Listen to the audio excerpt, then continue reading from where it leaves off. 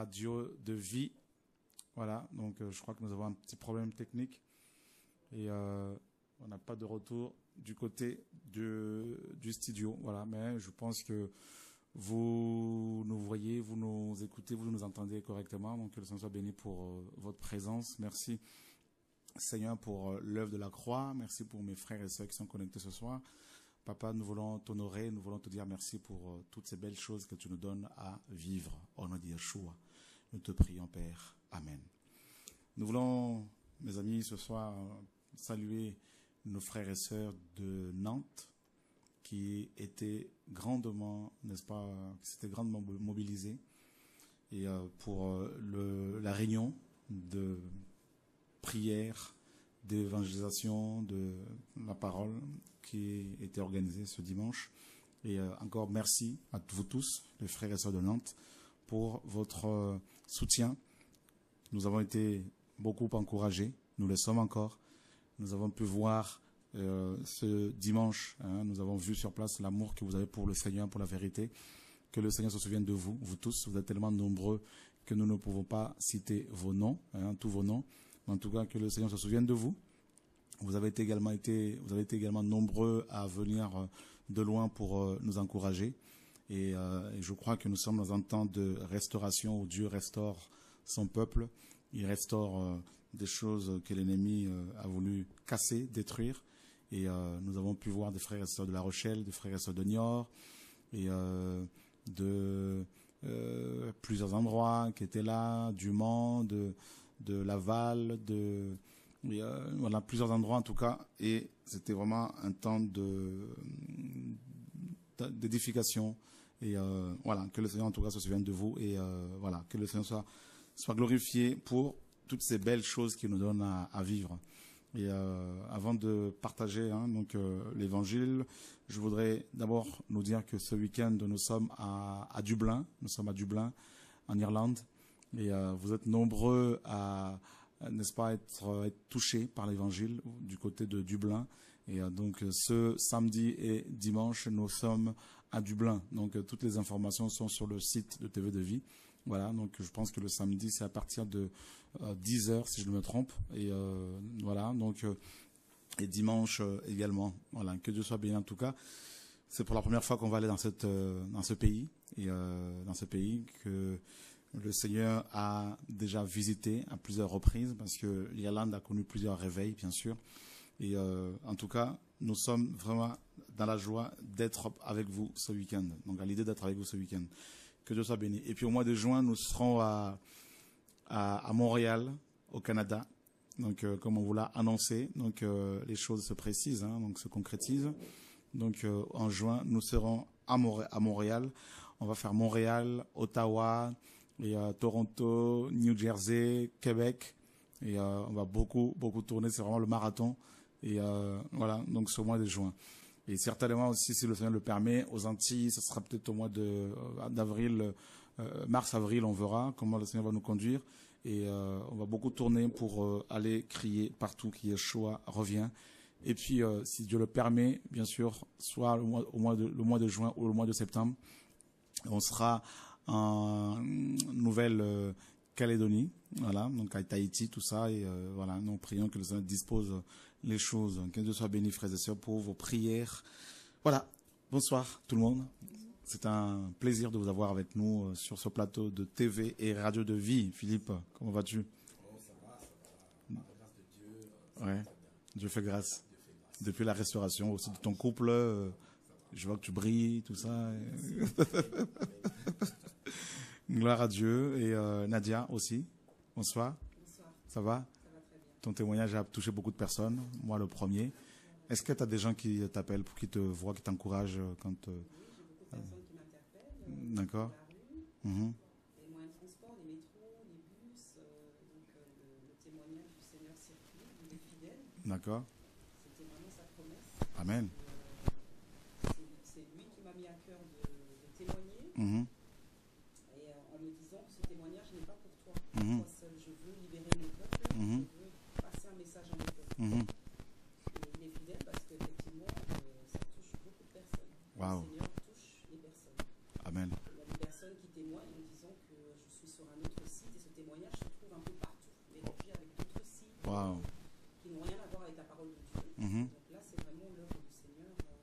Gloire à Dieu. Alors, je sais que vous devez rentrer demain, mais j'aimerais faire une demande, c'est possible. Et je ne sais pas l'équipe technique, si demain il y a une émission avec le pain quotidien ou avec Ludovic Rouget. C'est avec quoi, le pain quotidien? Je crois que c'est avec Ludovic Rouget. Et si je me trompe. Donc, je ne sais pas, je sais que vous êtes sur Paris. Ce serait bien d'avoir aussi, faire une émission aussi pour, voilà, peut-être les sœurs pourraient éventuellement appeler pour poser des questions sur ta vie, ton témoignage, et sur aussi le témoignage de Gloria, ta sœur. Et voilà, donc c'est une demande. Hein. Moi, j'aime bien être violent, hein, donc dans le bon sens du terme, hein, donc pas charnellement, physiquement, mais dans l'esprit, bien sûr. Et je pense que ça va encourager beaucoup de personnes et on va vraiment s'organiser. Et bon, je ne sais pas si vous allez prier d'abord pour cela ou comment. On va se laisser conduire par le Seigneur, bien sûr, mais si c'est pour l'œuvre du Seigneur, l'édification du Christ. Je pense que ça va faire du bien aux gens, je pense. L'équipe technique, est-ce qu'on peut faire une émission demain à 19h? Ok, parfait. Donc demain, frères et sœurs, 19h, heure de Paris. Donc connectez-vous, invitez vos amis, même païennes, hein, de femmes païennes ou des hommes païens, pour suivre de nouveau ce témoignage qui nous a beaucoup encouragés. Vous pourrez, si vous le souhaitez, éventuellement appeler demain en direct à partir de 18h30, enfin 19h pendant cette émission pour éventuellement poser vos questions, hein, donc sur ce que Nadia a pu vivre avec le Seigneur et ce qu'elle vit également avec le Seigneur et Gloria également. Donc je pense que demain 19h, ça va beaucoup vous encourager.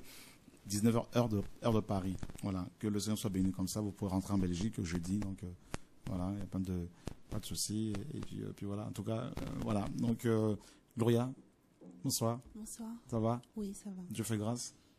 Pleinement. Alléluia. Que Dieu soit béni. Et puis nous avons aussi Laetitia qui est avec nous. Comment vas-tu? Dieu fait grâce. Alléluia. Merci Seigneur. Mes amis, Dieu est bon. La BGC est sortie bien sûr. Et bon, il y a beaucoup de questions autour de cette révision. Hein, et pourquoi porte-t-elle le nom de Jésus-Christ? Vous voulez, certains disent, vous pensez que c'est la seule Bible valable. Voilà. Donc de toute façon, on aurait donné un autre nom, ça aurait posé des problèmes.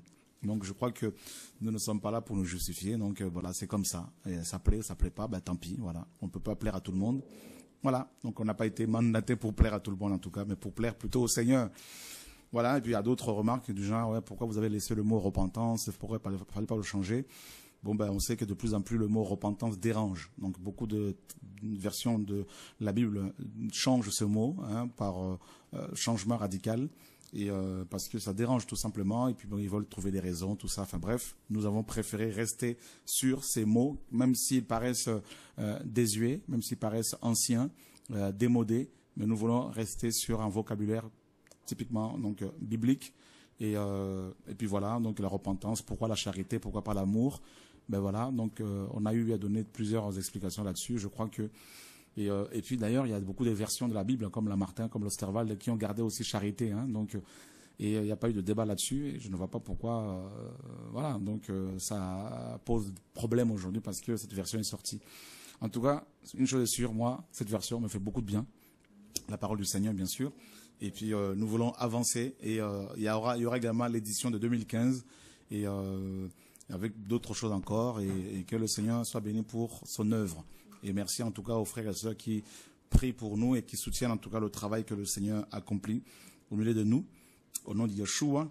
Et voilà, donc, et puis il y en a qui disent, bon, bah, ceux qui ont soutenu seront déçus parce que nous sommes contre la Trinité. Bah, écoutez, on n'a jamais caché notre position par rapport à la Trinité. C'est pas un terme biblique, ce n'est pas non plus, même l'idée même de la Trinité n'est pas dans la Bible. Dieu est un et puis c'est tout. Donc il y a un seul Dieu. Nous ne voulons pas adorer trois dieux. Nous voulons adorer le Dieu véritable, le Dieu de la Bible, dont le nom est Yahweh, donc dans le Tanakh, et Yeshua, notamment dans le testament de Yeshua et dans les évangiles. Donc voilà, donc Dieu est un, il est Père, Fils et Saint-Esprit. Voilà, donc que Dieu soit béni. Nous croyons que le Père est Dieu, nous croyons que le Fils Yeshua est le même Dieu, donc il est Dieu, le Saint-Esprit est Dieu. Donc voilà, donc n'en déplaise bien sûr aux Trinitaires.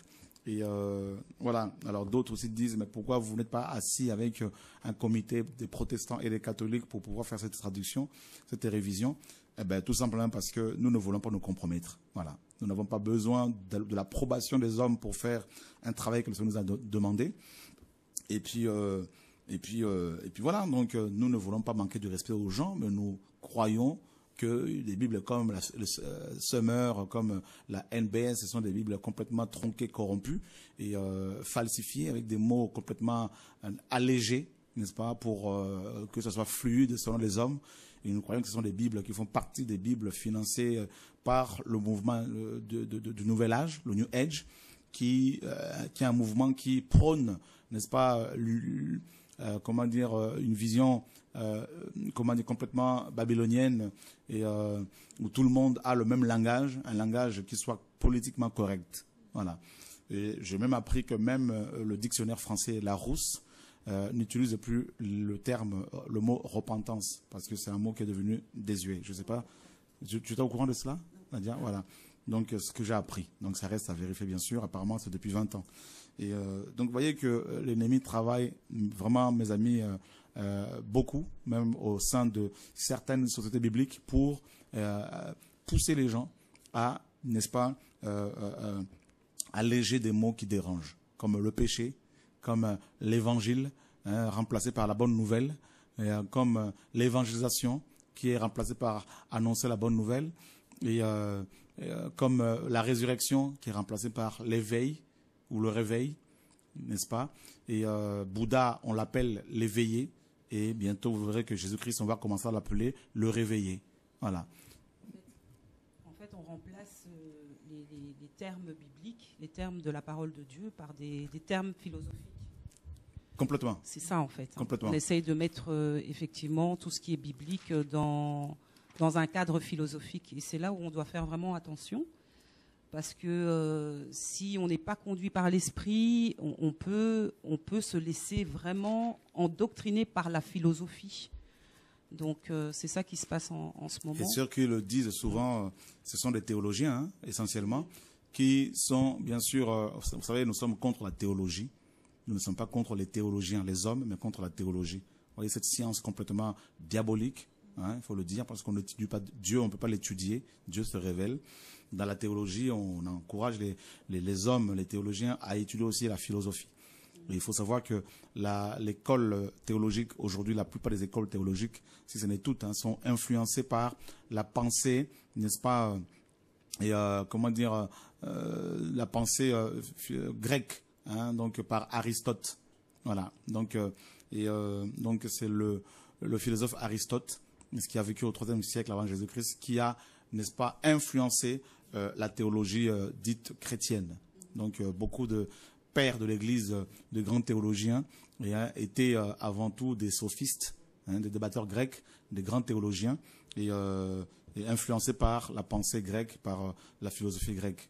Donc vous voyez, il y a vraiment cette infiltration au sein du christianisme, au sein de la chrétienté, de la pensée grecque, et ce qui fait qu'aujourd'hui beaucoup de théologiens sont influencés par, bien sûr, cet esprit, mes amis, complètement philosophique, et au point justement de remplacer des mots, de changer des mots qui dérangent, et voilà. Donc nous voulons vraiment rester bibliques. Et puis voilà. Donc on va prendre un passage dans 2 Corinthiens, chapitre 2, le verset 14, verset 14 à 17, du verset 14 au verset 17. Alors la page 1112. Nadia, je peux nous faire la lecture? Le micro. Et grâce soit rendue à Dieu qui nous fait toujours triompher en Christ et qui manifeste par nous l'odeur de sa connaissance en tout lieu, car nous sommes la bonne odeur de Christ de la part de Dieu, parmi ceux qui sont sauvés et parmi ceux qui périssent. Aux uns une odeur mortelle qui les tue, aux autres une odeur vivifiante qui les conduit à la vie, mais qui est suffisant pour ces choses. Car nous ne falsifions pas la parole de Dieu, comme font plusieurs, mais nous parlons de Christ avec sincérité, comme de la part de Dieu et devant Dieu. Voilà. Car nous ne falsifions pas la parole de Dieu. la falsification de la parole de Dieu. Et chrétiens, si vous avez la possibilité d'avoir des vieilles Bibles, des anciennes Bibles, faites-le. N'est-ce pas? Donc comme la version de l'épée de 1540, comme la Martin de 1707, 1744 et 1885, comme l'Osterwald également. Donc c'est des versions que nous vous recommandons si vous pouvez les avoir pour pouvoir, n'est-ce pas, et les garder, hein, voilà, parce que dans les temps qui arrivent, qui sont des temps, bien sûr, de l'Antéchrist, eh ben, les Bibles qui seront de plus en plus éditées seront totalement, mes amis, dépouillées de la sève spirituelle, dépouillées, mes amis, de cette parole puissante. Hein, des termes bibliques seront de plus en plus déshabillés et revêtus de la sève philosophique, de la pensée philosophique. Donc, c'est la Bible, bien sûr, du gouvernement mondial, la Bible de l'Antéchrist, la Bible qui va mettre tout le monde, toutes les religions d'accord. Donc, nous sommes dans un monde aujourd'hui qui est complètement globalisé, un monde où il n'y a plus de frontières. D'accord? Donc, un monde complètement informatisé. Et la technologie mes amis, est devenue tellement développée. Les machines technologiques, la communication, tout ça, la technologie a tellement pris de l'ampleur que au jour d'aujourd'hui, mes amis, on peut, avec, par exemple, des satellites qui sont au-dessus de nos têtes, hein, on peut facilement nous photographier, on peut nous localiser facilement.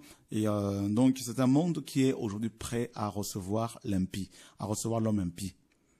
Et un des travaux majeurs que l'homme impie fait, c'est justement la falsification de la parole de Dieu. C'est le fait d'aller à la source même de la Bible, c'est-à-dire aller voir les sociétés bibliques, voire même carrément les mettre en place pour pouvoir falsifier la parole de Dieu. Et comme vous le savez, aujourd'hui, pour qu'une version de la Bible sorte, pour sortir une version de la Bible, pour éditer la Bible, il faut impérativement s'asseoir avec un comité dans lequel il y a des protestants d'un côté, des catholiques de l'autre, hein, et les différents courants du protestantisme, hein, pour que chaque personne, n'est-ce pas, donne son avis sur l'interprétation d'un passage. C'est pour cela que ça met des années, 10 ans, 15 ans, hein, pour pouvoir sortir une Bible. Donc, c'est un compromis, c'est la compromission tout simplement. J'ai pas vu Paul s'asseoir avec Gamaliel pour pouvoir, mes amis, faire un travail. Donc, c'est impressionnant de voir à quel point notre monde est prêt à recevoir l'homme impie. Je crois que les événements que nos pays connaissent aujourd'hui nous montrent bel et bien que nous sommes véritablement à la fin de cet âge. Et voilà, donc je parle bien sûr de l'âge de l'impie, de l'âge de l'humanité. Hein, on est arrivé à un temps où vraiment le Seigneur est en train de préparer son épouse pour l'enlèvement. L'apôtre Paul était catégorique. Il a écrit aux Corinthiens qui étaient d'origine grecque en disant qu'il ne falsifiait pas, hein, qu'il disait « Nous ne falsifions pas la parole de Dieu comme font plusieurs ». Donc Paul, déjà à son époque, reconnaissait qu'il y avait beaucoup de prédicateurs, beaucoup, n'est-ce pas, de personnes qui falsifiaient la parole de Dieu. Et il les nomme des apôtres par excellence, hein, donc dans 2 Corinthiens 11 là-bas. Et il y avait beaucoup de personnes à l'époque, il y avait plusieurs personnes qui falsifiaient la parole. Voilà. Et nous sommes arrivés à cette époque justement où le New Age, ce mouvement théosophique, est complètement, bien sûr, inspiré par l'homme impie, par le dragon. Ce mouvement, bien sûr, a infiltré la majorité de nos assemblées. Et je pense qu'on va faire peut-être une émission là-dessus, si Dieu permet, pour aller plus en profondeur, pour vous expliquer un peu ce que c'est ce mouvement, et qui a réussi à infiltrer beaucoup d'églises, beaucoup de sociétés bibliques, beaucoup d'instituts théologiques. Et c'est un mouvement qui prône, bien sûr, l'unité physique de toutes, mes amis, les religions. Ce mouvement qui prône, bien sûr, l'unité des nations, n'est-ce pas? et sous la bannière, bien sûr, du Maitreya. Le Maitreya, selon eux, c'est le Messie. Hein, donc, voilà. Et ce mouvement dit que l'islam attend l'imam Mahdi, les juifs attendent le Mashiach, les chrétiens le Mashiach, donc Yeshua, et les bouddhistes le 5e Bouddha, et les hindous Krishna. Alors ils disent que ce mouvement dit que, vous voyez, toutes ces religions attendent tous la venue d'un individu, et qui porte bien sûr des noms, plusieurs noms, en fait, pour ce mouvement, cet individu, donc qu'ils appellent le Maitreya, et le même, hein, chez les chrétiens, chez les juifs, chez les musulmans, les hindous, et il le décrit comme étant le Messie, donc le Mashiach, loin, et donc ils disent que tous ces noms ne sont que des synonymes, hein, du nom véritable que porte ce monsieur, c'est cet homme, le Maitreya. Donc, alors ils disent pourquoi justement nous diviser, parce que nous attendons tous le même personnage. Voilà. Donc, ce mouvement, bien sûr, veut à tout prix détruire la foi juive, ou la foi, bien sûr, chrétienne, parce que les juifs prient, donc le judaïsme, bien sûr, prêche la foi dans le Dieu d'Abraham, bien sûr. Mais bien sûr, ils ne sont pas éclairés parce qu'ils sont restés sur la loi, et ils n'ont pas le Fils de Dieu, malheureusement. Et il faut aussi détruire la foi chrétienne, la foi véritable, parce que les vrais chrétiens croient qu'il n'y a qu'un seul Dieu, n'est-ce pas? Et le Père de notre Seigneur Yeshua lui-même, le Dieu véritable. Et les chrétiens croient que sans Jésus-Christ, comme la parole le dit, il n'y a pas de salut. Que Jésus-Christ est le seul chemin, la seule vérité et la seule vie. Et personne ne peut effectivement prétendre posséder la vérité, parce qu'on ne peut pas posséder Dieu, parce que Dieu est la vérité.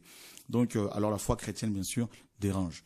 Alors il faut infiltrer justement les églises chrétiennes, infiltrer les instituts bibliques, infiltrer les écoles théologiques, infiltrer les églises pour introduire, dans le but d'introduire petit à petit cette semence, n'est-ce pas? Cette semence, ce venin, ce levain, hein, pour que les chrétiens, justement, arrêtent de croire en un seul Dieu, arrêtent de croire qu'il n'y a pas d'autre vérité que Jésus-Christ, n'est-ce pas?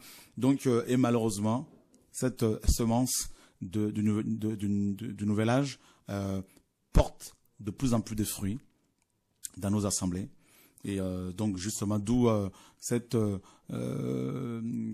l'œcuménisme, hein, dans beaucoup d'églises aujourd'hui, et aussi le syncrétisme, donc le fait de s'ouvrir également à d'autres religions. Nous devons respecter tout le monde, nous devons considérer tout le monde, avoir du respect pour tout le monde, mais nous devons en même temps comprendre que la Bible est claire, il n'y a qu'un seul Dieu, il n'y a qu'un seul chemin, une seule vérité, et son nom, c'est Jésus-Christ de Nazareth. Voilà. Donc, Paul était catégorique. Hein. Ouais. Le comité dont tu as parlé tout à l'heure, c'est un comité français ou international? Un comité, pour ceux qui habitent en France, c'est un comité français, mais il peut y avoir dedans aussi des théologiens et d'autres nations. Voilà. Donc c'est eux qui valident cette Bible. C'est eux qui valident quelle version doit sortir, est-ce qu'elle est potable ou pas, est-ce qu'elle a trouvé le consensus de tout le monde, est-ce que tout le monde était d'accord ou pas. Voilà. Donc c'est comme ça. Par quelqu'un pour... Ils sont, c'est le establishment, hein, c'est le establishment, ils sont élus par les hommes, bien sûr. Ouais. Voilà, c'est comme le Sanhédrin dans les Actes des Apôtres, dans les Évangiles. Okay. Voilà. Donc beaucoup de chrétiens ne le savent pas. Et donc pour qu'une Bible soit éditée, il faut absolument qu'il y ait ce comité-là. Donc celui qui ose réviser la Bible sans passer par un comité écuménique, est traité de tout le nom, hein, donc d'illuminé, et son travail est méprisé, et voilà. Donc voilà le temps dans lequel nous sommes, c'est vraiment le temps de de l'occupation. Hein, donc le monde est sous l'occupation, bien sûr du gouvernement de l'Antéchrist, d'accord, et la majorité de nos églises sont également sous l'occupation bien sûr de l'Antéchrist. Voilà. Du coup, la sortie de la BJC est un sacrilège pour eux. Mais la sortie de la BJC est un sacrilège. Voilà, qui sont ces gens, qui est ce monsieur, et qui finance, qui était là dans ce comité, qui a décidé de donner qui a donné son accord, son aval. Donc, et voilà. Moi, je voudrais rajouter, parce que tu dis que beaucoup de chrétiens ne le savent pas, mais beaucoup le savent aussi et trouvent ça normal. Mm-hmm. Quand on leur explique tout cet organigramme, effectivement, ils disent, mais où est le problème? Mm-hmm. Les choses sont instituées, c'est normal qu'il y ait une hiérarchie, etc. Donc beaucoup d'enfants de Dieu qui sont dans ces églises de système, effectivement, trouvent que ce système est normal. Donc il faut vraiment appuyer que non, ce n'est pas normal. Mm-hmm. Selon la vision de notre Père Céleste, selon la vision de Dieu, ce n'est pas normal. Non, ce n'est pas normal, effectivement. Et puis, en fait, c'est le monde qui, aujourd'hui, définit ce que c'est la norme. D'accord? Donc, Ésaïe 5:20 nous dit « Malheur aux enfants et malheur à ceux qui appellent le bien mal et le mal bien ». Donc, nous sommes dans un monde tellement, mes amis, paganisé, tellement corrompu que le mal devient le bien devient le mal. Et ceux qui veulent s'attacher au bien, ceux qui veulent être intègres, ceux qui veulent être vrais, ben, ils sont aussitôt taxés d'illuminés, d'égarés, de sectaires, et on leur attribue toutes sortes d'épithètes. Donc on les marginalise et ils sont complètement rejetés. Ce sont des parias. Voilà. Donc ce n'est pas normal parce que ce n'est pas le monde qui doit dicter la norme pour nous, notamment nous qui sommes chrétiens. Nous devons respecter les uns et les autres, respecter les autorités, comme la parole le dit, respecter tout le monde, mais nous ne devons pas oublier que nous sommes chrétiens avant tout et nous suivons, bien sûr, les principes qui nous régissent. Donc ces principes, bien sûr, sont définis dans les Écritures. Donc l'un de ces principes, justement, tu aimeras Dieu de tout ton cœur, de toute ta foi, de toute ta pensée et ton prochain comme toi-même. Voilà. Donc voilà, le problème est à ce niveau-là. Et donc, vous devez comprendre que dans les temps, au jour d'aujourd'hui, ceux et celles qui veulent défendre la vérité seront obligés d'entrer dans la clandestinité. Nous sommes obligés d'entrer dans la clandestinité parce que les temps sont et seront difficiles. Il est vraiment important que les chrétiens comprennent en quel temps nous sommes. D'accord? C'est vraiment le temps de s'organiser avec nos familles pour prier avec nos enfants, nos femmes, nos maris, vos maris, et, avec vos parents, tout ça, et parce que dans les temps dans lesquels nous sommes, et toutes les personnes qui n'auront pas qui n'auront pas le même langage, qui n'auront pas la même vision, seront persécutées. Et la persécution s'installe. Il faut le comprendre. Il faut que les chrétiens le sachent. Voilà. Donc comme je disais, vous verrez les nouvelles Bibles qui vont sortir. Vous ne trouverez pratiquement plus les termes comme repentance, d'accord? Donc comme dans la NBS, donc c'est remplacé par changement radical. Mais quand on dit changement radical, donc ça veut rien dire. Quand on dit changement radical, je prends un exemple. Et changement radical, quelqu'un qui est noir peut dire, je décide de devenir complètement blanc. J'éclaircis ma peau. Comme Michael Jackson, et c'est un changement radical. Donc il n'y a plus la notion du bien et du mal. Comme subir une opération chirurgicale pour devenir homme ou femme et avec une nouvelle identité, c'est un changement radical. Mettre en avant l'attitude de piété. Donc ça exclut totalement la notion de la piété, du regret, de la tristesse produite par la conviction par l'esprit de Dieu qui produit en nous la conviction du péché. Vous voyez, frère, donc en fait voilà, donc frères et sœurs, c'est quand même très très grave. Nous sommes dans un temps vraiment critique et je vous le dis et comme vous le savez, donc c'est pas évident prendre position pour la vérité. Nous plonge donc totalement dans cette lutte dans cette lutte contre bien sûr les institutions purement religieuses et babyloniennes et voilà donc Et c'est terrible. Donc, remplacer la repentance par changement radical, c'est une insulte. C'est une insulte. Donc, je crois qu'on va faire aussi des émissions là-dessus, et pour expliquer les termes grecs, hébreux et tout ça, et que des théologiens d'aujourd'hui, beaucoup, pas tous, mais des théologiens d'aujourd'hui changent de plus en plus. Voilà, la repentance devient changement radical. Mais ça ne veut rien dire, changement radical. Le mot repentance, même dans le dictionnaire Larousse, mes amis, l'ancien dictionnaire Larousse, c'est bien spécifié que c'est le regret, n'est-ce pas, de ses fautes, le regret lié à la tristesse. Et c'est le regret, regretter ses fautes, la tristesse à cause de ses fautes, de ses péchés. Donc, voyez, donc quand on dit changement radical, voilà, je peux dire, bon, là, j'ai changé radicalement, là, cette fois-ci, là, alors que c'est pas forcément par rapport à un péché. Voilà, le mot repentance, ça a vraiment la notion du péché, du regret par rapport à ses péchés, n'est-ce pas? Donc, et dans la racine même du mot repentance, c'est nous, nous, c'est l'esprit, donc l'esprit. Et voilà, donc c'est notre esprit est complètement régénéré. La repentance, c'est le fait, c'est pas seulement un changement d'opinion ou d'avis. Donc c'est d'abord le changement d'avis, d'accord? On change d'avis. Je prends un exemple. Et, Philippe, par exemple, ne croyait pas que Dieu existait, ou ne croyait pas que Dieu est amour. Pardon, tu peux avoir cette position-là. Oui, je ne crois pas que Dieu soit amour. Que Dieu est amour, je ne crois pas. Donc ça, ensuite, Dieu te convainc, et là, tu changes d'avis. Et tu commences à dire, oui, Dieu est amour. D'accord? Ça, c'est le changement d'avis. Changement d'opinion sur Dieu. Ensuite, la repentance, ce n'est pas seulement le changement d'avis, c'est aussi le changement de comportement. Je change d'avis et je change aussi de comportement. Mais le problème, c'est que le changement de comportement est produit par l'Esprit de Dieu.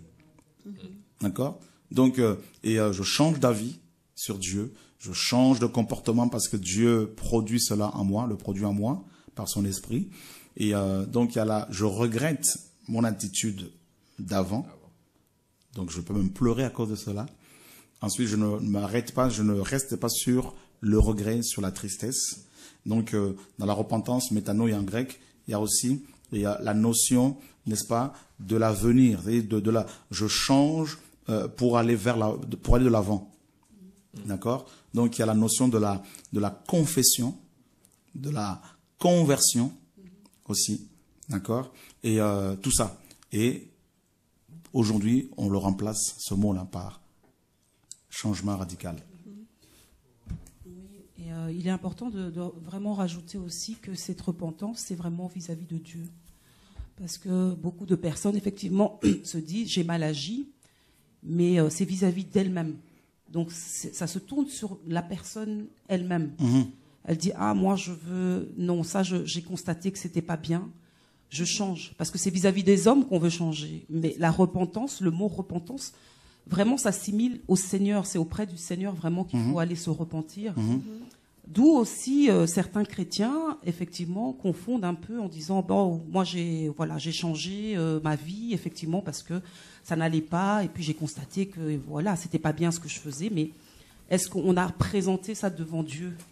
Parce que c'est ça que le Seigneur aussi attend, c'est qu'on se repente devant lui. Et non pas devant les hommes, mais d'abord d'aller vraiment au pied du Père, de lui demander d'abord à lui pardon, parce que lorsqu'on pêche, c'est contre Dieu. On ne pêche pas contre soi-même ou contre les hommes, c'est contre Dieu. Donc, ça on peut aussi pécher contre les hommes, c'est vrai. On peut aussi se repentir auprès des frères et sœurs. Oui, parce qu'on les a demander attristés, pardon, effectivement. Mais c'est d'abord… Mais d'abord Dieu, d'abord se repentir, d'avoir cette notion que lorsqu'on pêche, on pêche contre Dieu. Donc, effectivement. Voilà. Et puis le Seigneur, après, nous met à cœur d'aller se repentir auprès des frères et sœurs, si on les a bien sûr attristés. Donc tout à fait. Alors on veut beaucoup quand ils font la révision, c'est notamment ce comité. Donc il y en a partout, en France, aux États-Unis, partout. Et ils veulent tellement rendre fluides les Écritures qu'ils, n'est-ce pas, les dépouille, comme je disais, hein, de leur essence même. Donc, donc les termes des mots sont allégés. Donc, et c'est terrible. Et ces mots perdent complètement leur sens, parfois même leur sens étymologique. Simplifié. Donc, ils simplifient. Okay. Hein, donc, du coup, la Bible devient simpliste, tout ça. Et puis, et c'est quand même, je crois que même si certaines personnes, même si les hommes n'arrivent pas à comprendre certains termes bibliques, bah, si on veut la vérité, si on a faim, on fait des recherches. Bien sûr. Voilà. Donc, ça doit les pousser à faire des recherches et pour se former, pour se renseigner, pour voilà. Donc, c'est important. Ça me rappelle à une époque où j'étais catholique pratiquant et on me disait que comme le français évolue, alors l'Église aussi doit évoluer et les mots aussi doivent évoluer. Donc voilà, en fait, l'évolution de la langue faisait que bon bah on s'arrangeait pour que les mots aussi, les mots de la Bible suivent cette évolution. Voilà. Et je pense que pour moi c'est une abomination parce que c'était une évolution qui conduisait plutôt à minimiser effectivement termes, tout simplement. Effectivement. Donc, et c'est pour cela, frères et sœurs, vous avez vu dans la BGC, nous avons, et comme dans d'autres versions, comme la Martin, comme le Sterval, resté sur des mots comme la repentance, comme l'évangélisation, l'évangile, et voilà, donc, l'enfer aussi, c'est un mot qui n'est plus employé dans beaucoup de versions modernes. Hein. Donc, l'enfer, oulala, ça dérange. Et donc, il faut surtout pas. Donc, même dans beaucoup d'églises, on prêche plus sur l'enfer parce qu'il faut pas choquer les gens. Il faut pas. Bah oui, mais les amis, nous sommes appelés à dire toutes ces vérités-là, à partager toutes ces vérités au nom de Yeshua. Donc, ce soir, nous avons voulu juste rapidement vous faire le point sur voilà certaines réalités qui sont méconnues d'un grand nombre de chrétiens. Et voilà. Donc, Paul est catégorique. Nous ne falsifions pas la parole de Dieu. Voilà. Comme font plusieurs.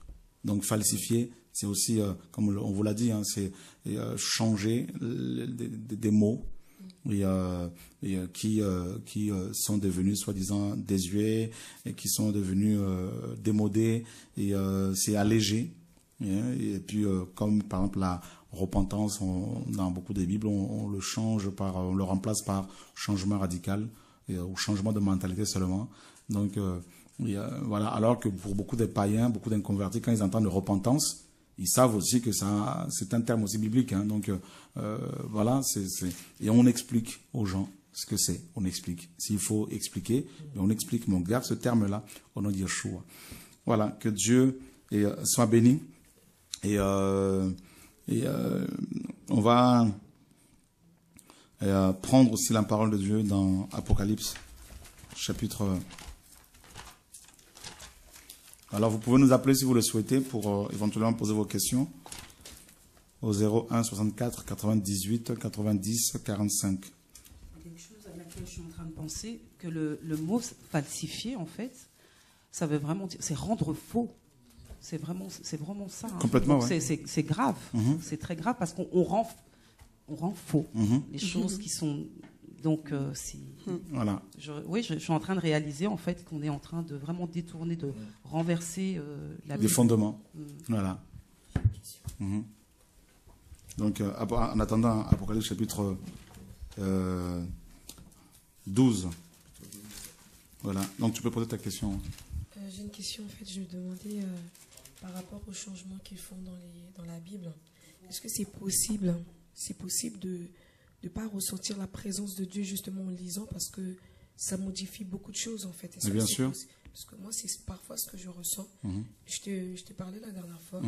Quand j'ai eu la BCJ dans les mains, j'étais transportée, en fait. J'étais dans le train. J'ai pas encore eu le temps de le lire à la maison. Je le dis souvent dans le train où tu es venu à mon boulot, pendant les pauses, et je suis transportée. Et c'est bizarre. Je me sens différente, vraiment différente. Dans mon travail, quand je le lis, c'est comme si j'avais quelque chose.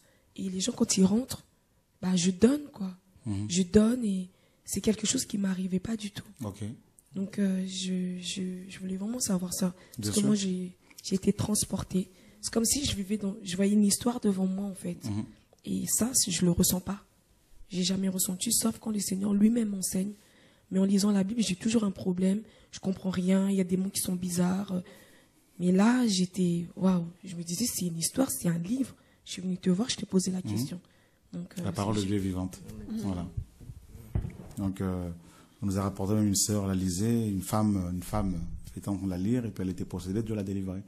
Donc, il n'y a pas que cette version, il y en a plusieurs autres, comme la Martin, l'Osterwald, et tout ça, la Lutte de l'épée de 1540, voilà, et plein d'autres que nous vous recommandons, et voilà, en tout cas que le Seigneur soit béni.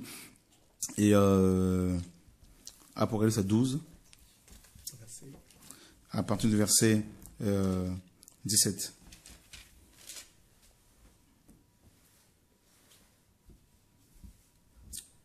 Alors le dragon fut irrité contre la femme et s'en alla faire la guerre contre les autres qui sont de la semence de la femme, qui gardent les commandements de Dieu et qui ont le témoignage de Jésus-Christ. Et je me tins sur le sable qui borde la mer. Voilà. Le dragon fut irrité contre la femme, Israël. Il s'en alla faire la guerre contre les autres qui sont de la semence de la femme, qui gardent les commandements de Dieu et qui ont le témoignage de Jésus-Christ. Donc toutes les personnes qui ont le témoignage, qui veulent garder le témoignage de Jésus-Christ, c'est-à-dire, quel est, c'est quoi le témoignage de Jésus-Christ? Quel est le témoignage de Yeshua? Apocalypse 19, 10.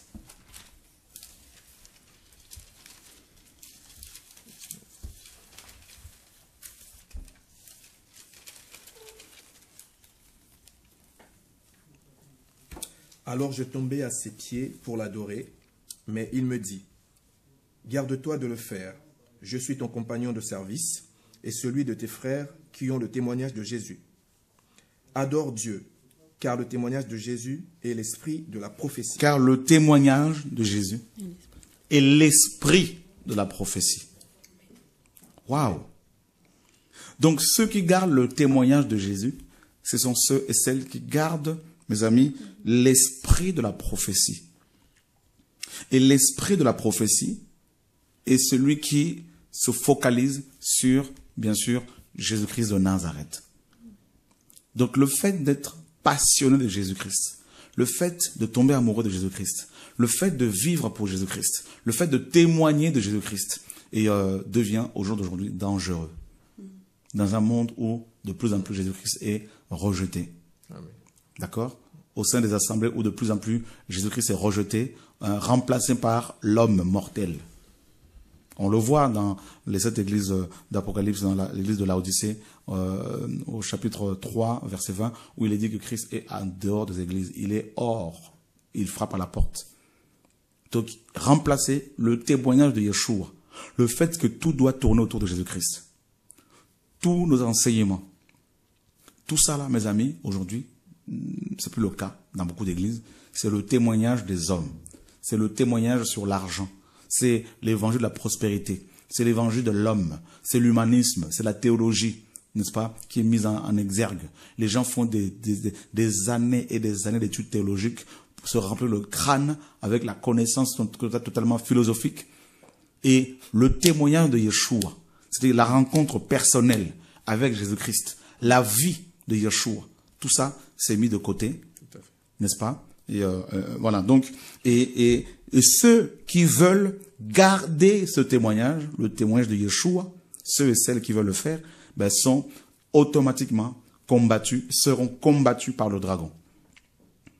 Et si vous lisez bien dans Apocalypse 11, vous verrez 13, vous verrez que le dragon, c'est le diable, et c'est lui qui est, n'est-ce pas, est à la base du gouvernement mondial. C'est lui qui prépare les nations à recevoir et à adorer l'homme impie.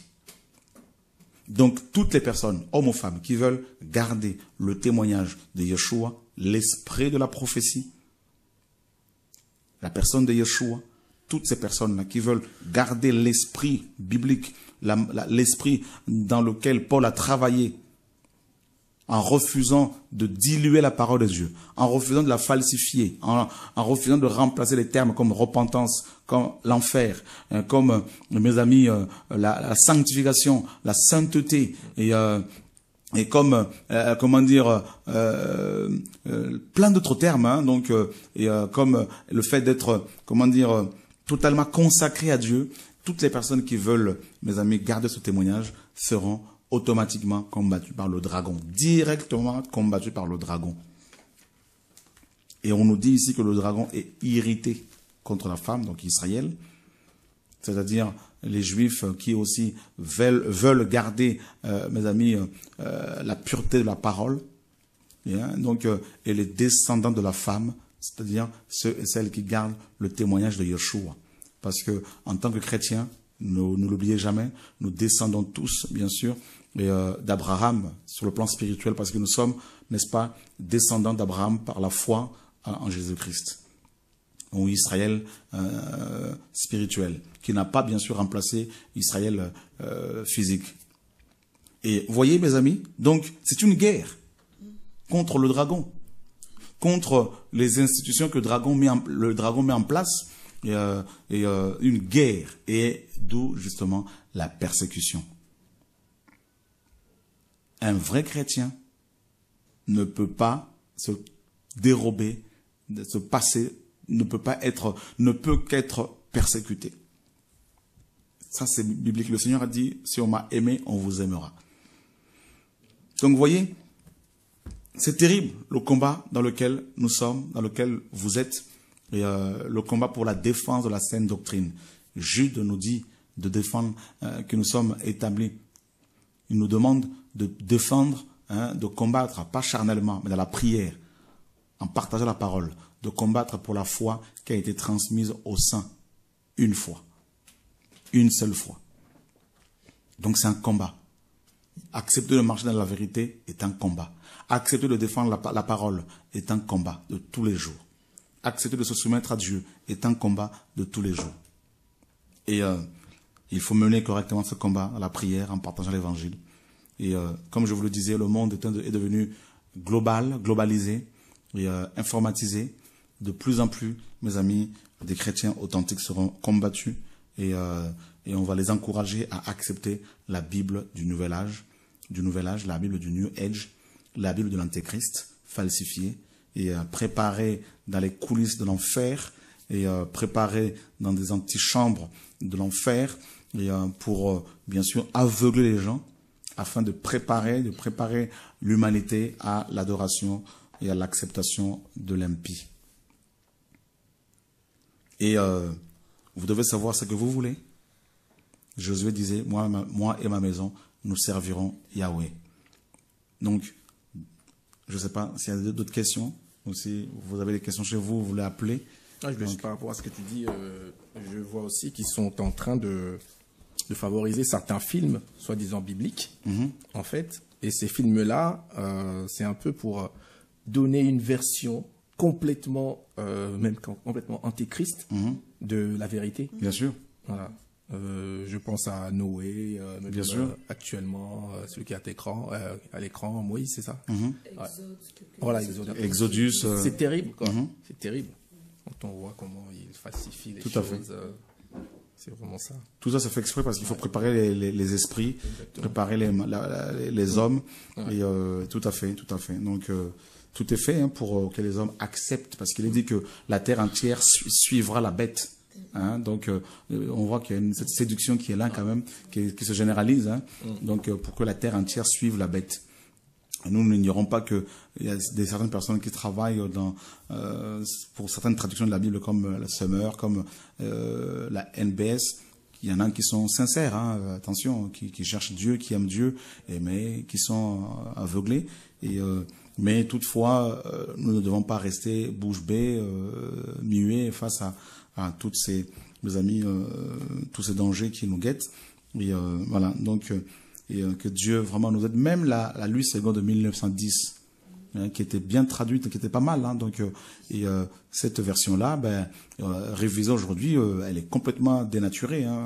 Et Louis II en 1910 parlait de la repentance. Aujourd'hui, voilà, dans la nouvelle Ségon, il n'y a plus cette notion de la repentance, donc remplacée par changement radical, par le mot changement radical. Et donc on voit vraiment que plus nous nous approchons du retour du Seigneur, plus des chrétiens, pas tous les chrétiens, mais des chrétiens, quand même beaucoup, ou des conducteurs chrétiens évangéliques sont séduits, bradent, mes amis, l'évangile, la vérité, acceptent refusent la persécution et préfèrent adopter une attitude globalisée, un langage politiquement correct pour ne pas être persécuté à cause de la croix de Christ. Voilà. Allô, bonsoir. Allô. Allô? Oui, bonsoir. Oui, bonsoir. Allô? Oui, vous pouvez parler, vous êtes en direct. D'accord. Alors, j'ai une question, je ne sais pas vraiment une question, mais c'est pour juste une petite lumière. C'est concernant un texte de Roi 8, verset 26. Concernant Il y a parlé de Roi 8, verset 26. Est-ce que vous pouvez le lire? D'accord. Alors, c'est concernant le roi Acazias. D'accord. Alors, je lis d'abord des Chroniques 8, des Chroniques 22, verset 2. Parce qu'il y a une contrainte. Donc, je pense que c'est dans... On vous entend très très mal là. C'est 2 Rois chapitre 2 Rois 8, verset 26. Et ensuite, de Chroniques 22, verset 2. Ah, il faudrait peut-être rappeler parce que là, on n'entend pas du tout là. D'accord, monsieur. Voilà. On ne peut pas répondre à une question qu'on n'a pas bien compris parce que le frère, on l'entend pas bien.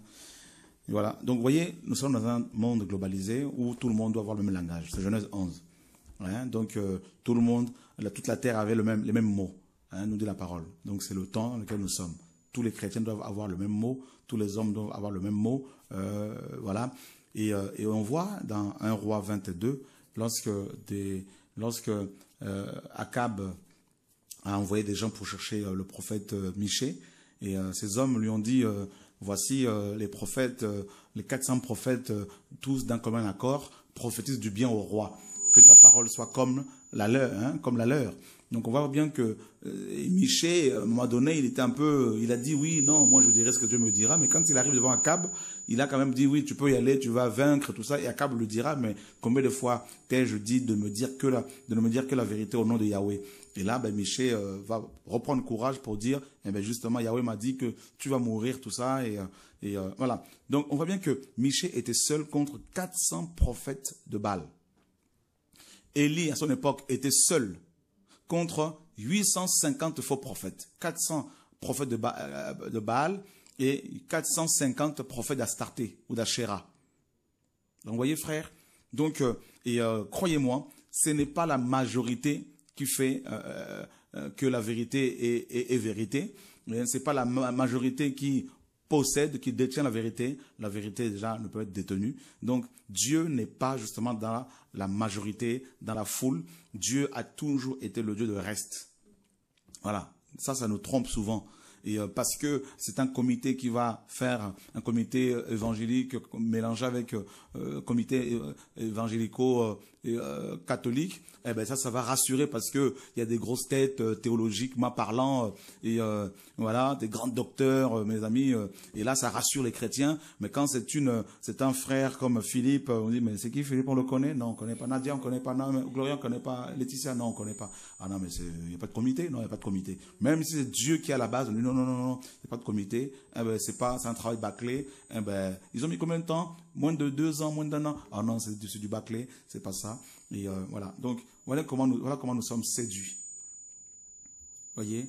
Et c'est parce que c'est le monde dans lequel nous sommes, c'est Babylone. Il faut qu'il y ait que tout le monde soit dans la même direction. Voilà. Donc je ne sais pas s'il y a d'autres personnes qui veulent l'appeler.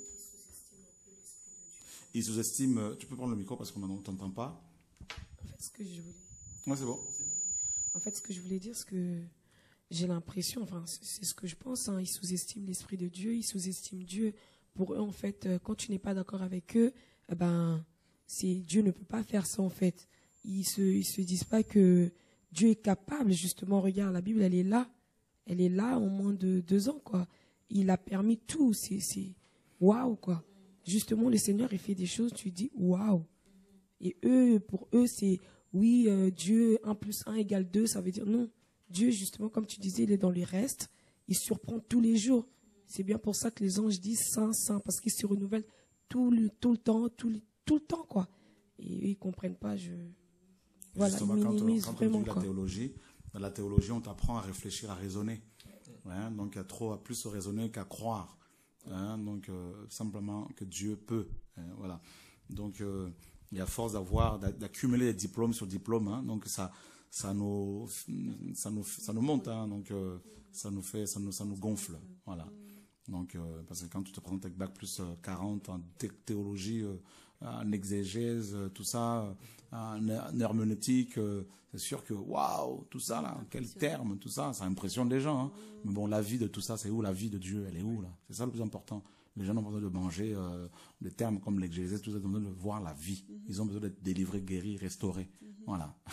C'est ça le plus important. Voilà, c'est ça. Donc en tout cas, frères et sœurs, moi, ce soir, j'ai voulu simplement vous annoncer de la part du Seigneur que les temps sont difficiles. Le monde est prêt à recevoir l'homme impie. Les églises sont prêtes, beaucoup d'églises sont prêtes à recevoir le faux prophète. Et déjà, elles les ont déjà reçus, hein, ces églises. Donc, il faut un seul, même langage, une seule vision, les mêmes mots et tout ça. Et le même gospel partout, et la même musique et rap chrétienne, hein, donc rap chrétien partout, et la gratuité, surtout là, bien sûr ça dérange parce qu'une Bible est gratuite aussi, ça dérange, ça plaît pas, parce que ça fait que beaucoup d'entreprises tombent comme dans Acte 19, hein, donc ceux qui construisaient les temples de Diane ont réalisé que leur entreprise était menacée. Et donc, pourquoi la gratuité? Parce que l'évangile, oui, le salut est gratuit, disent-ils, mais par contre, l'évangélisation, il faut des moyens, tout ça. Eh bien, écoutez, il y en a un qui a dit, un théologien qui a dit, mais oui, mais Paul, Pierre, Jacques, tout ça, ne vendaient pas, ne donnaient pas gratuitement leurs manuscrits, ça coûtait cher, ils ne se baladaient pas partout pour les distribuer. Mais écoutez, ce monsieur n'a pas compris que Paul disait, notamment dans Colossiens 4, que lorsque cette lettre aura été lue chez vous, faites en sorte qu'elle soit lue aussi dans les églises de la Macédoine, et lisez aussi celles qui viendront de chez eux. Et donc les apôtres écrivaient, hein, bien sûr sur du papyrus, sur du parchemin, et envoyaient ces lettres qui étaient des lettres circulaires partout, hein, et gratuitement.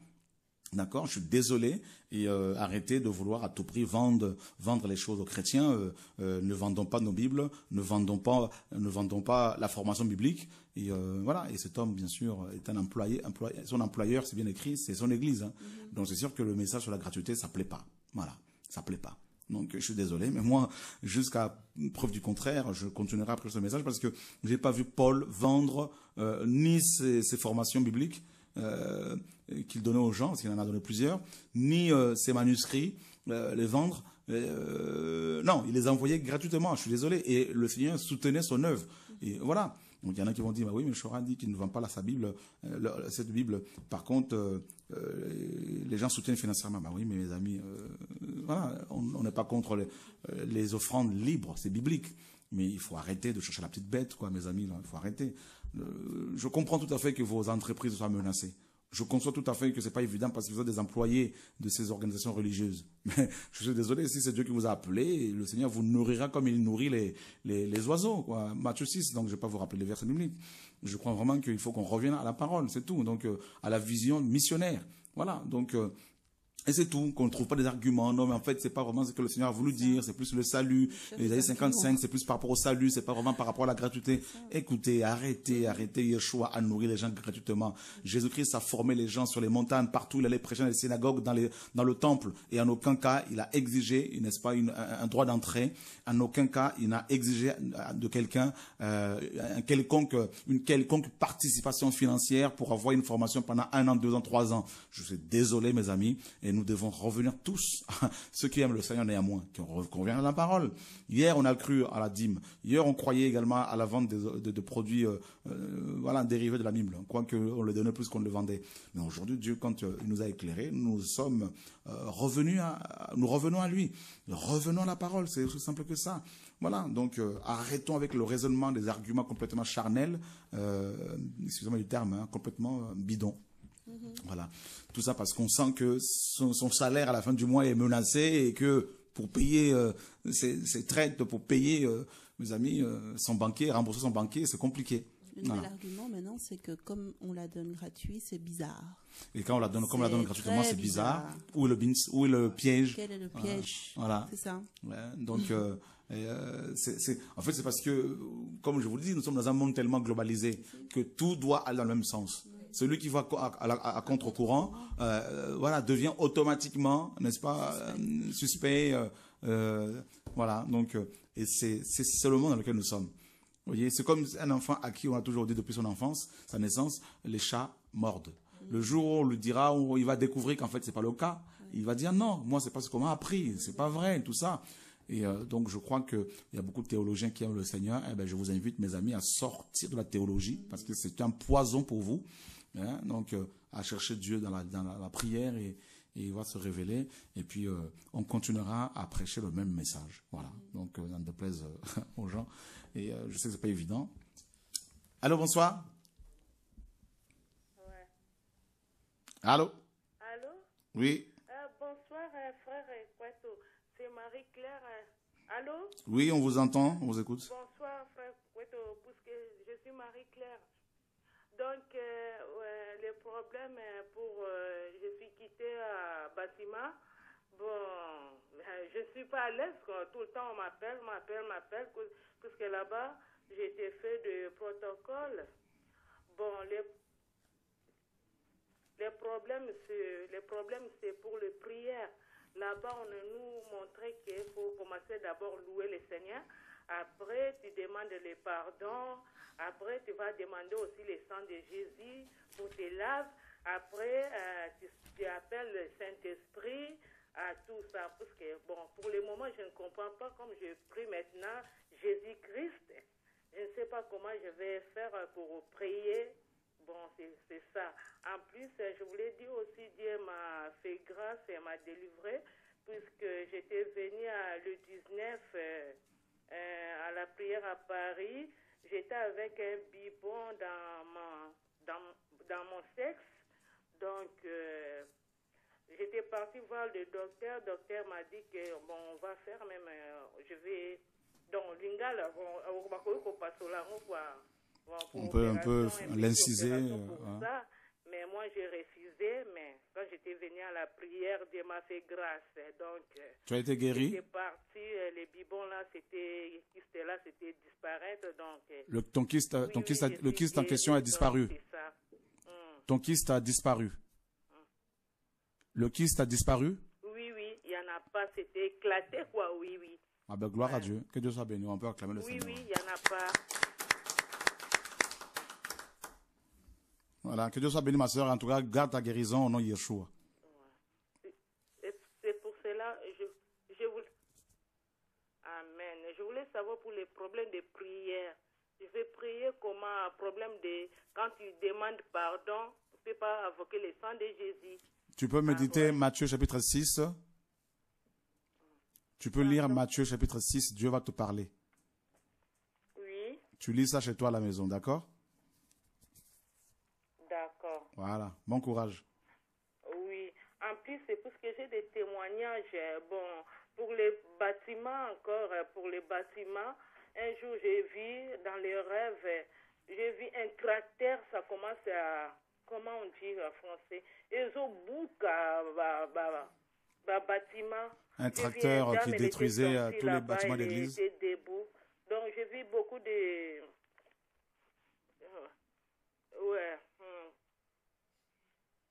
des choses, des rêves. Donc, ok, c'est bien. En tout cas, on en parlera une autre fois. Donc, comme ce soir, c'est plus doctrinal. Restons sur la doctrine, et puis les révélations, tout ça, on verra une autre fois. Merci, ma sœur. Voilà. Donc, que Dieu soit béni. Autre chose? Moi, j'avais une question. Bon, ça n'a peut-être pas à voir avec la doctrine, mais c'est une question, je viens de penser à ça parce que ma soeur Nadia est là. Je discutais, disons, je partageais. Plus fort, hein, parce que. Allô? Voilà, on va Oui, monter là-bas. c'est bon. Je Ok. partageais avec ma soeur Patricia qui est retournée en Côte d'Ivoire sur l'enfer. Mhm. Et elle me posait une question à laquelle j'ai pas pu répondre, justement, avec humilité. Je disais que je poserais la question. Elle me disait, comment se fait-il qu'en enfer, le diable soit toujours en mesure de faire du mal? Mhm. Voilà, c'est-à-dire qu'on le voit toujours en train de persécuter les gens. Or, l'enfer a été réservé pour lui. En fait, l'enfer Voilà. n'est pas réservé pour le diable. Ok. C'est le lac de feu. D'accord. Voilà, Matthieu 25-41 nous dit cela. Yeshua le dit. L'enfer, en fait, vient du mot Hadès. Hein, Hadès était chez le grec le dieu du monde souterrain. Donc c'est un démon à la base. Donc l'enfer est un démon. D'accord. Donc un des collaborateurs de Satan. Donc voilà. Donc du coup, en enfer, bien sûr, c'est le diable même qui règne. Ok. Voilà. Ok. C'est ça. Parce qu'à la fin de temps, après le jugement dernier, selon Apocalypse 20, Apocalypse 20 à partir du verset 15, 11 à 15, l'enfer où le dieu Hadès, ce démon, et la mort rendront les morts qui sont en eux, et les deux, l'enfer ou Hadès et la mort, seront jetés dans les temps de feu et de soufre. Voilà. Donc, que Dieu soit béni, frères et sœurs. Donc, c'était juste une petite exhortation pour vous encourager à tenir ferme, à rester attaché à la parole, à la vérité. Et aussi à vous dire de ne pas trop vous arrêter sur nous, sur moi. Je suis en train de courir aussi vers le Seigneur. Et donc, chacun doit chercher à développer sa relation avec le Seigneur. C'est le temps dans lequel nous sommes. Donc, le monde est sous l'occupation de l'Antéchrist. La majorité de nos églises ces églises sont sous l'occupation de l'Antéchrist. Donc, si Dieu suscite des frères et sœurs, ce n'est pas pour qu'ils deviennent des idoles, qu'ils deviennent pour qu'on se focalise sur eux, mais au contraire, c'est pour crier afin que chaque chrétien aille plutôt vers le Seigneur. Donc, c'est pour cela, ne me demandez pas où se trouvent les églises où vous pouvez y aller. Ça, vous l'avez compris. Ne me demandez pas de vous recommander des pasteurs. Ça, vous l'avez compris. Et nous n'avons pas d'ambition de commencer, de bâtir une église pour dire aux gens de venir à cet endroit. Au contraire, nous voulons vous prêcher le royaume de Dieu. Nous voulons vous prêcher Christ, notre Seigneur et Sauveur, Yeshua, Jésus-Christ de Nazareth. Nous voulons vous parler de notre Père Céleste, de son esprit, nous vous parler de l'évangile tout simplement et de la nouvelle Jérusalem, donc du retour du Seigneur, tout ça là. Voilà, nous voulons nous focaliser vraiment sur cet évangile-là, donc sur la mort et la résurrection de Jésus-Christ de Nazareth et la délivrance des âmes, bien sûr. Donc que Dieu soit béni. Donc, Je voulais dire un truc. une question? Non, c'est pas une question. En fait, ce que je voulais dire, c'est par rapport à la sœur. Mhm. J'ai à cœur de dire à la sœur, en fait, Jésus est notre amoureux. Mhm. Jésus est notre mari. Mhm. Moi, je sais que quand on est amoureuse dans le monde, on n'a pas besoin de réfléchir pour dire quelque chose à son petit ami ou à son copain, enfin, à son fiancé. Mhm. On vient, on ouvre son cœur. C'est pareil pour la prière. La prière, quand on prie, en fait, on parle avec le Seigneur. On ouvre son cœur. Tu n'as pas besoin de dire 50 000 mots. Il suffit juste un petit mot que tu vas dire et l'Esprit de Dieu va venir. Tu vas sortir des choses que tu n'imaginais même pas. Mhm. Donc voilà, moi je conseille à ma sœur de vraiment, comme c'est écrit dans la Bible, tu rentres dans ta chambre, tu fermes la porte, tu te mets face à face avec ton père, qui est aussi ton mari, tu lui dis qu'est-ce que je dois faire parce qu'on m'a appris ça. Mais moi je sais que toi tu n'es pas dans les calculs, je veux que tu m'apprennes. Voilà, moi je conseille ça à la sœur. Voilà. Matthieu chapitre 6. Donc en lisant la parole avec l'esprit, l'esprit va t'enseigner. Donc c'est naturel. Que Dieu soit béni en tout cas, mes amis. Merci pour votre soutien, pour vos prières. Et voilà, donc que Dieu soit béni en tout cas. Et puis à tous les défenseurs de la saine doctrine. Et nous prions également pour nos autorités, comme la parole le recommande. Que Dieu bénisse toutes les autorités. Donc le président, les ministres, tout ça, les maires, les préfets. Et que Dieu bénisse également tous les pasteurs qui aiment la vérité. Il y en a de plus en plus qui nous encouragent, qui prennent position aujourd'hui et qui la prennent depuis des années, mais qui aujourd'hui de plus en plus nos deux frères, vous n'êtes pas seuls. Et nous voulons vraiment aussi vous dire merci et vous encourager à marcher dans cette vérité jusqu'au bout. Et au nom de Yeshua, car le maître n'est plus loin. Que Dieu vous garde, mes amis. Demain, 19h, une émission sur le témoignage de notre sœur, donc de Nadia, et Gloria, bien sûr, et que le Seigneur vous garde à tantôt, comme on dit chez vous. Amen. Amen.